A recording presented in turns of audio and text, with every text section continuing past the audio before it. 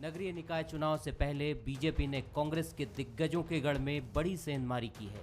छिंदवाड़ा के सौंसर से पूर्व विधायक अजय चोरे, जो कमलनाथ के करीबी माने जाते थे, और राजगढ़ से पूर्व विधायक प्रताप मंडलोई दिग्विजय सिंह के करीबी, दोनों ने अब बीजेपी का दामन थाम लिया है। चुनाव में टिकट नहीं मिलने से दोनों नाराज चल रहे थे। सौंसर क्षेत्र में चौरे परिवार का बड़ा राजनीतिक रसूख है। उनके भाई विजय चौरे वर्तमान में कांग्रेस के विधायक हैं। उनकी माता भी कांग्रेस से विधायक रह चुकी हैं। उनके स्वर्गीय पिता भी कांग्रेस सरकार में मंत्री रह चुके हैं। इसी तरह राजगढ़ के पूर्व विधायक प्रताप सिंह मंडलोई का भी क्षेत्र में काफ़ी दबदबा है। पूर्व मुख्यमंत्री कमलनाथ और सांसद नकुलनाथ 6 दिन के दौरे पर छिंदवाड़ा पहुंचे हैं, लेकिन एक दिन पहले हुआ ये राजनीतिक घटनाक्रम उनके लिए किसी झटके से कम नहीं है। ये कुछ लोगों को कांग्रेस से भाजपा में तोड़ने का मसला नहीं है। अभी मध्य प्रदेश के जब उपचुनाव थे, तब बिहार में भी उपचुनाव थे। बिहार में तो पूरा चुनाव था, तब ये हरकत की। सारे देश में बंगाल के लोगों सहित ये संदेशा देना चाहते हैं कि सारी पार्टियों में भगदड़ मची है। पार्टियों के नेताओं का अब उन पार्टियों में कोई भविष्य नहीं है। उधर नागदा में 27 साल तक कांग्रेस का झंडा उठाने वाले नेता अमित पंडित भी बीजेपी में आ गए। यानी जिस युद्ध नीति के तहत बीजेपी ने कांग्रेस के किले में तोड़फोड़ की और सत्ता में वापसी की, वो रणनीति उपचुनाव तक भी जारी रही। लेकिन अब नगरीय निकाय चुनाव से पहले बीजेपी ने एक बार फिर कांग्रेस के दिग्गजों के दुर्ग पर आक्रमण कर दिया है। इसकी शुरुआत कुछ दिनों पहले चाचौड़ा से हुई थी, जब करीब 200 कार्यकर्ता बीजेपी में शामिल हुए थे। और हमारी सरकारों के काम से प्रभावित है, वो भाजपा का दामन संभाल रहे हैं और लगातार यह सिलसिला मध्य प्रदेश में चल रहा है। और ऐसा नहीं कि ये कांग्रेस के नेता सिर्फ पूर्व विधायक नहीं हैं, ये जन नेता है जो अपने खुद का स्वयं का जो है कांग्रेस की रीति नीतियों से अपना दम घुटता हुआ महसूस कर रहे हैं। वहाँ से निकलकर भारतीय जनता पार्टी में आकर खुली सांस ले रहे हैं। मैदान चाहे लड़ाई का हो या फिर राजनीति का, सेना के निशाने पर सबसे पहले किला ही होता है। निकाय चुनाव से पहले बीजेपी भी इसी युद्ध नीति पर आगे बढ़ रही है और इस रण को जीतने उसके सबसे बड़े सेनापति सिंधिया जुटे हुए हैं। महाराज ने पहले पूर्व मुख्यमंत्री दिग्विजय सिंह के किले राघोगढ़ में सेंध लगाई, फिर कमलनाथ के गढ़ में दस्तक दी है। इस पर अब कांग्रेस का क्या काउंटर होगा, यह आने वाले दिनों में सामने आएगा। नमस्कार, मैं हूं शरद द्विवेदी और आज का हमारा मुद्दा है अब गढ़ में भी सेंध। भारतीय जनता पार्टी की रणनीति बहुत शुरू से ये रही है कि कांग्रेस पर चोट की जाए, और कांग्रेस पर चोट करने का मतलब है केंद्रीय राजनीति में सोनिया गांधी और राहुल गांधी पर प्रहार करना। चूंकि सोनिया गांधी एक तरह से बीते करीब करीब 3-4 वर्षों से स्वास्थ्य से जुड़े कारणों की वजह से राजनीति से लगभग एक सक्रियता के साथ एक दूरी भी उनकी बनी है, तो उन पर प्रहार उतने नहीं हैं। अब प्रहार हैं राहुल गांधी पर।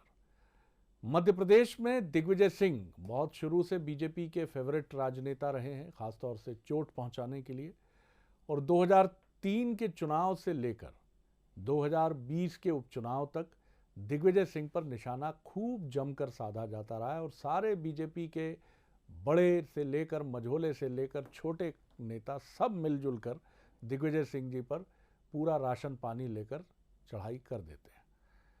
कमलनाथ जी जब मुख्यमंत्री बने तो ये तोप कमलनाथ जी की तरफ मुड़ी, और अब जबकि सरकार बीजेपी की है और ताकत भी बीजेपी की है, तो एक बार फिर कोशिश है कि दिग्विजय सिंह के साथ कमलनाथ पर निशाना साधा जाए। चौरे परिवार सौंसर में, छिंदवाड़ा के सौंसर में राजनीति में एक बहुत रसूख रखने वाला परिवार है, और इन परिस्थितियों में जबकि छोटा भाई कांग्रेस का विधायक है और बड़ा भाई बीजेपी में है, तो ये भी एक परंपरा है राजनीति की कि छोटा और बड़ा भाई अलग अलग राजनीतिक दलों में रहें तो उससे बहुत सारी चीज़ें, माफ़ कीजिएगा, सध भी जाती हैं। तो ये भी एक परंपरा है, लेकिन इतना ज़रूर है कि उनके जाने से सीधे चोट हुई है कमलनाथ जी पर। मंडलोई जी का आपने देखा ही, राजगढ़ ज़िले की अगर हम बात करें, दिग्विजय सिंह जी पर चोट है। और ये शुरुआत है, तय मानिए ये सिर्फ शुरुआत है।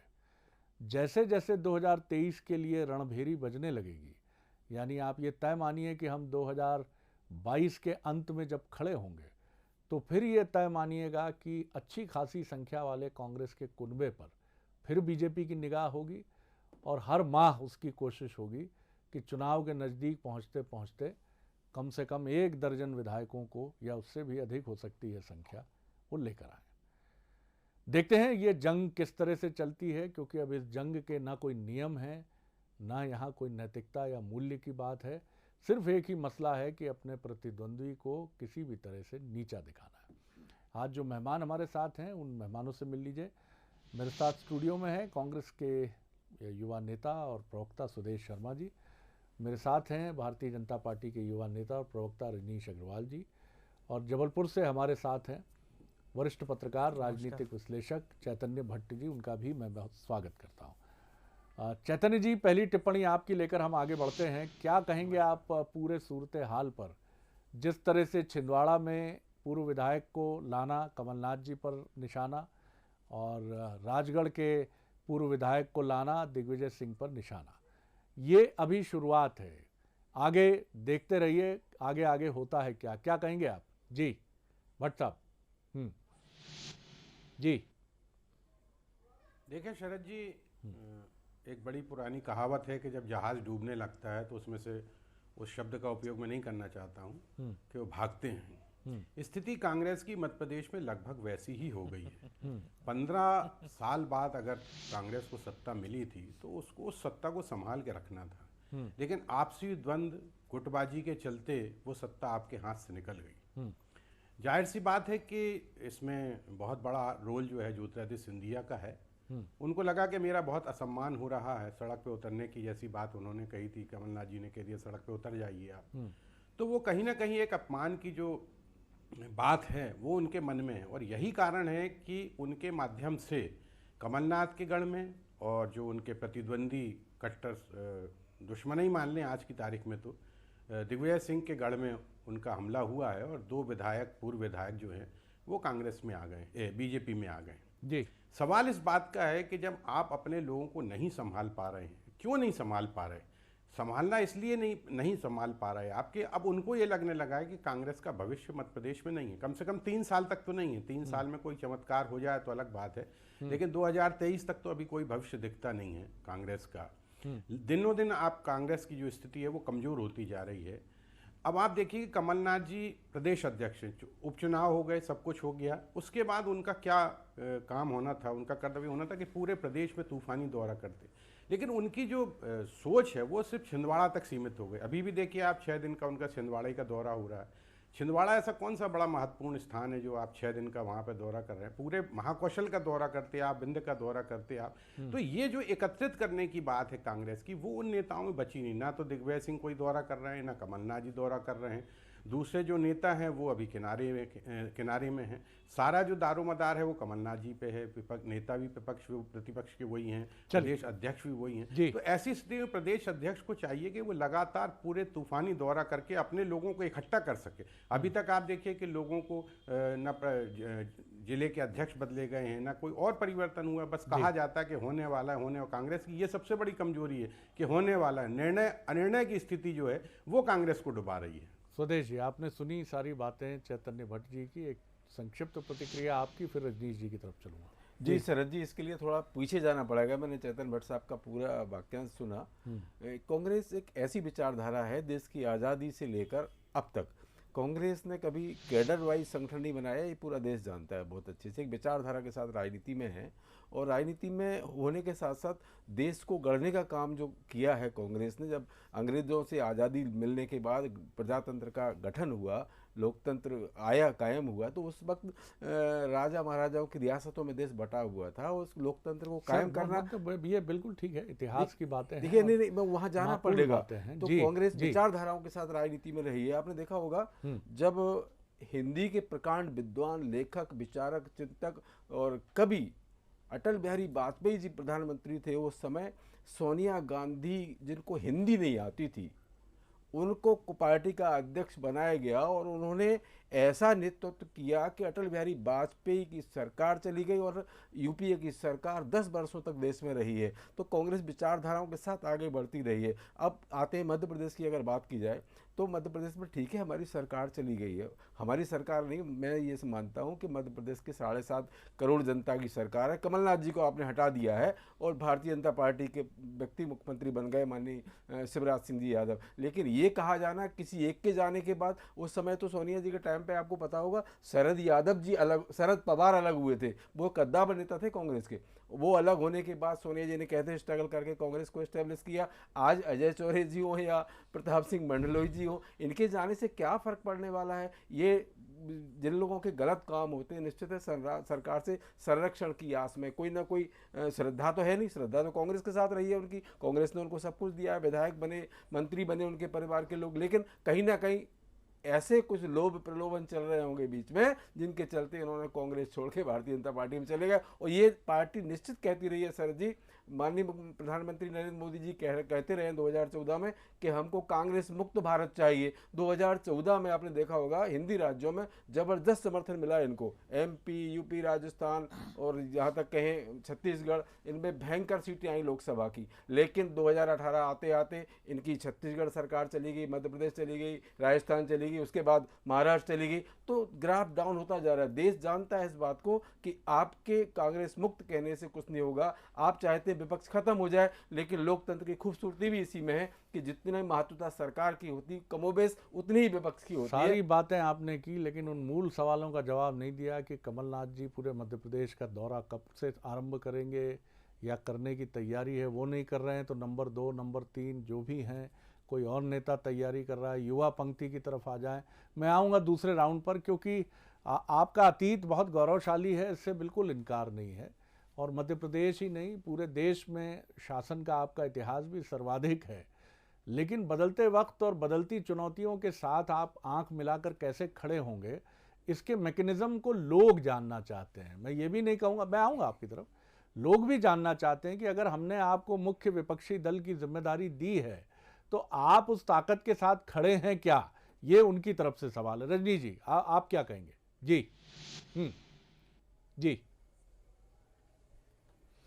देखिए, ये कह रहे हैं कि इसमें कुछ नहीं होता, हम तो फिर मजबूती के साथ में खड़े हैं और विचारधारा के साथ आगे बढ़ रहे हैं। क्षमा करिएगा, विचारधारा कोई केवल मात्र किसी के भाषण नहीं होता।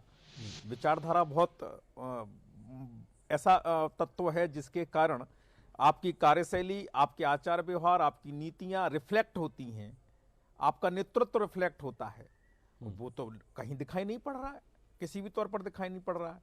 आपने सोनिया जी, शरद पवार तमाम उदाहरण दिए।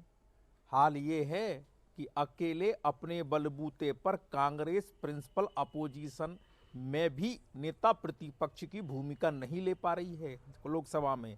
ये हालात हैं और आप उसको कह रहे हैं अच्छा है, कोई दिक्कत नहीं है, कोई संकट नहीं है, ये तो हमारी स्ट्रेटजी है और ये तो हमारा कौशल्य है सोनिया जी के बारे में। तो ये आपको मुबारक हो, आपकी पार्टी को मुबारक हो। और विचारधारा इस देश की मिट्टी की सुगंध मित्र में ये जानना चाहता हूं, आप ये बताइए माननीय प्रधानमंत्री 2000 पूरी हो जाने दीजिए, जिस प्रकार से बात पूरी हो जाने दीजिए, मैं बोल लूं, अरे मैं बोल लूं भैया।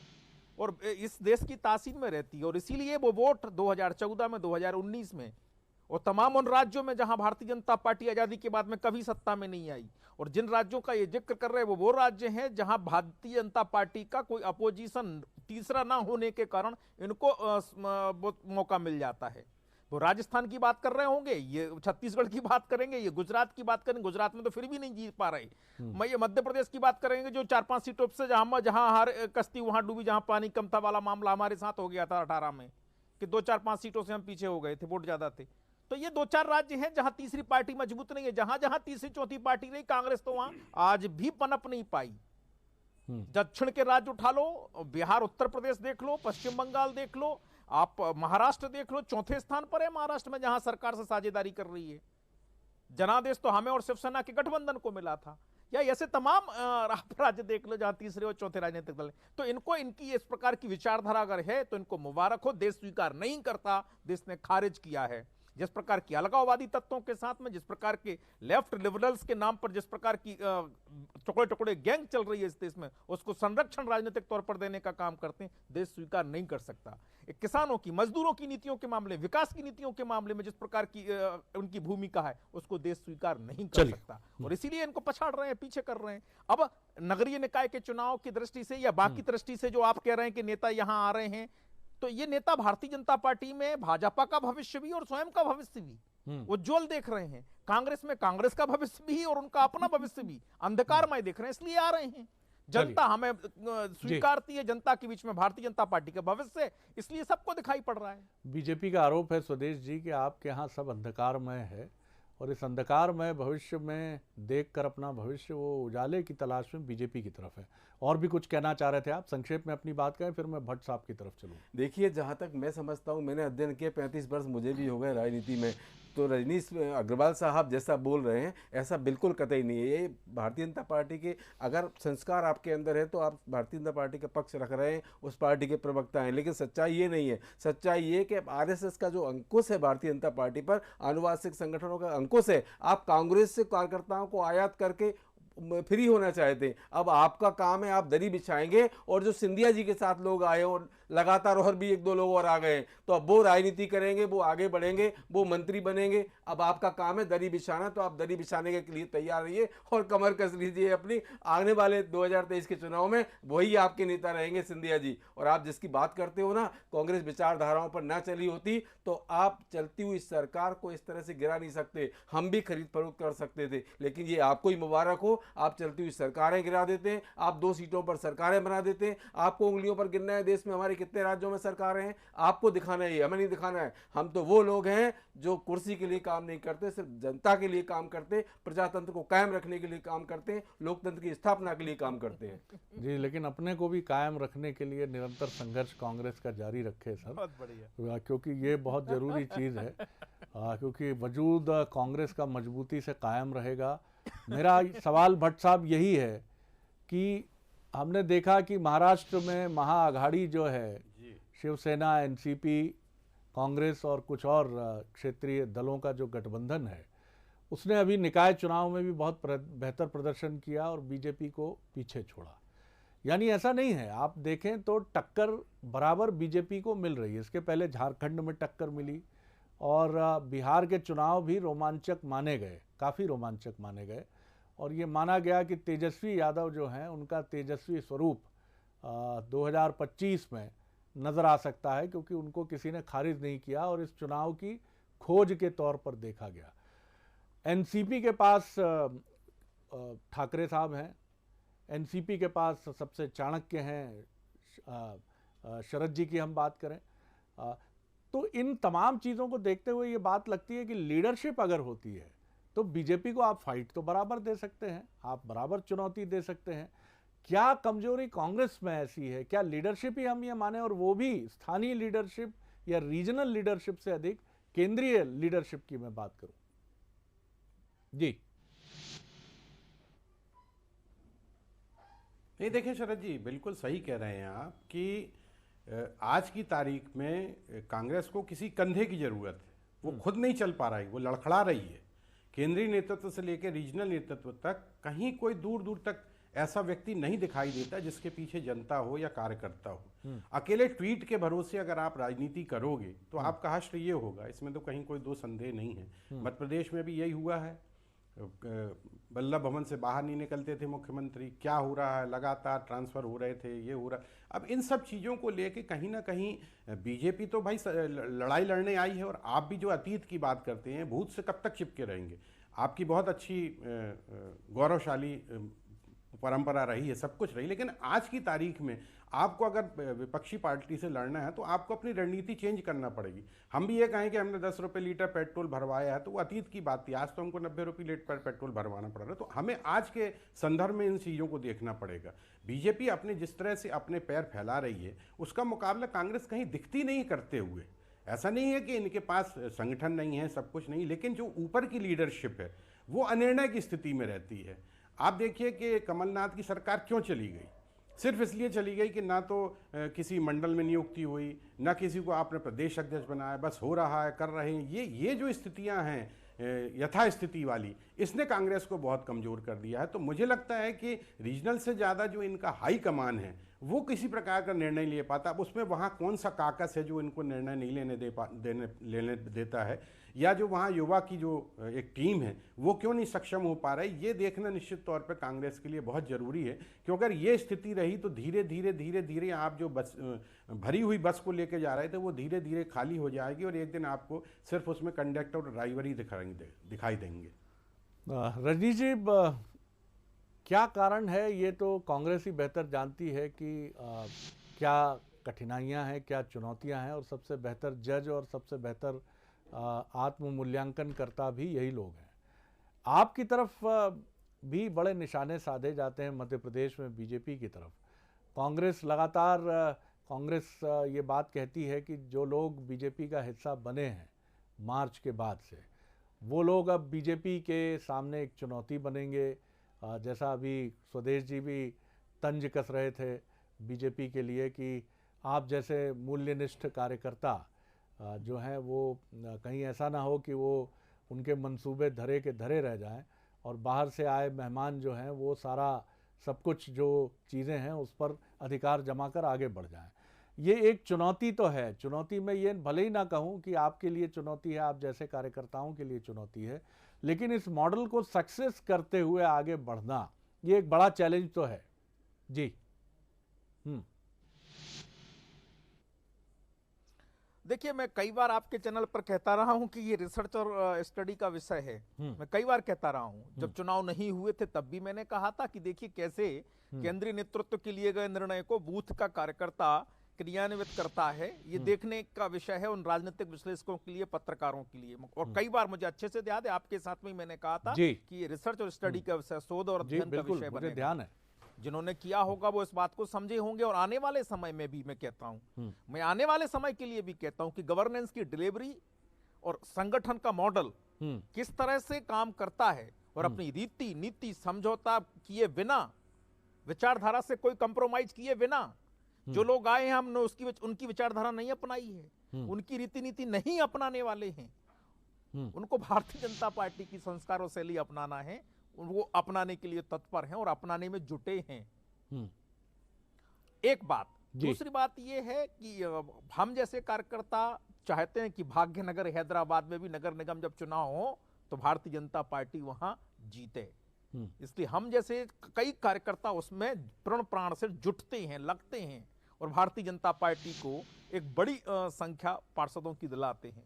कांग्रेस कहाँ है? वहां ढूंढते रह जाओगे वाली जो उक्ति है वो चरितार्थ होती है। जहां कभी सरकारें रहा करती, गौरवशाली अतीत की जो ये बात कर रहे हैं। मध्य प्रदेश में भी मैं आपके चैनल पर कहता हूं, पूरी जिम्मेदारी के साथ में कहता हूं कि निर्दलियों का भविष्य ज्यादा अच्छा है बनस्पत के कांग्रेस के। आने वाले परिणाम आपको नगर पालिका और नगर पंचायतों में दिखाई दे देंगे।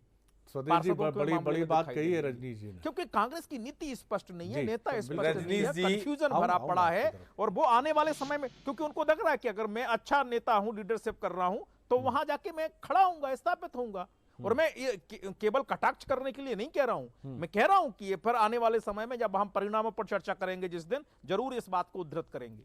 रजनीश जी, ये बड़बोलापन आपका 2018 में भी रहा है। आपने कहा अब की बार 200 पार। ये नगर निगम चुनाव में भी आप जरूर कहेंगे, मुझे पता है, आज से तय है कि आप कहेंगे जरूर। लेकिन ये आपको जनता आईना दिखाएगी। और ये रहा सवाल इस बात का कि आज हम हैदराबाद में नहीं है, कहीं सरकारें नहीं है, तो ये प्रकृति का नियम परिवर्तन है और होता रहा है। एक जमाना वो था कि आप 200 सीट हुआ करती थी देश में, आज आप पूरे दिखाई दे रहे हो। एक दिन वो आएगा कि फिर आप उसी दशा में खड़े होंगे और कांग्रेस देश में राज करेगी। क्योंकि आपकी जो रीतियां हैं, आपकी जो नीतियां हैं, जिस तरह से आप झूठ बोल के लोगों को बरगलाने का काम करते हो, हर बर्थ में 2 करोड़ रोजगार देने की बात प्रधानमंत्री महोदय कहते हो, जहां 15 लाख लोगों के खाते में डालने की बातें करते हो, इस तरह की कुछ नया होने की बात युवाओं ने महसूस की और युवाओं ने उनको वोट दे दिया। लेकिन ये काट की हांडी बार बार नहीं चलने वाली। ये भारत है 130 करोड़ लोगों का, ये आपको फिर रोड पर लाके खड़ा कर देगा, क्योंकि आप कोई काम नहीं कर रहे हैं। ये महामारी विश्व में फैली हुई है, इसमें आप अवसर ढूंढते हैं। अरे ये तो लोगों की मदद करने का वक्त है, ये लोगों को काम करने का वक्त है। मध्य प्रदेश में आपने चलती हुई, 1 मिनट साहब, आधा मिनट लूंगा बस, चलती हुई सरकार को आपने ऐसे समय पे गिराया जब कोरोना से प्रदेश जूझ रहा था, देश जूझ रहा था। ऐसे समय पे आपको सरकार, आपको कुर्सी की जरूरत थी, आपने कुर्सी पाए, और आज क्या देख रहे हैं, शहडोल में 16 बच्चे खत्म हो रहे हैं इलाज के अभाव में।